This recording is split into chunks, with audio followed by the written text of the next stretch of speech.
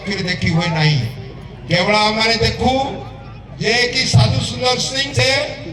तांकर जो छवि बा तांको दर्शन देइथिले शिष्य मान परिवर्ते अन्य माने केही देखिचंती से ताहा केवल छाया मात्र अनुभव करिसंती अनेक आमे अनुभव करू प्रभु तागर उपस्थिति को असेई समय प्रार्थना प्रभु को निकट रे गृहीत होउचे बोले अनुभव करिबा एबे जतबे गीत गायन करा जाउथला सेही समय माइक्रोफोन व्यवहार करा जाउची ए होउची उडे माध्यम तरंग शब्दर तरंग की भली ना वायुर माध्यम रे शब्द अन्य मान को पाखु पहुंची जाय जतबे कोन से शब्द हुए शब्दर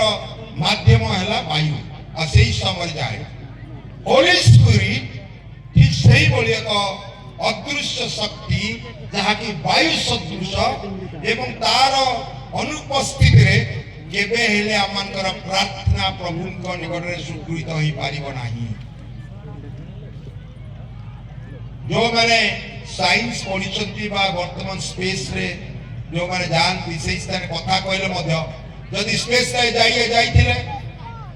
के स्पेस को जाइथिले सुनीता होइलम माने सब जाइथिले स्पेस को सेही समय कथा हेबालु सुइयो कि मु एमती कहबी तुमको रेकॉर्डिंग करो सुबुजी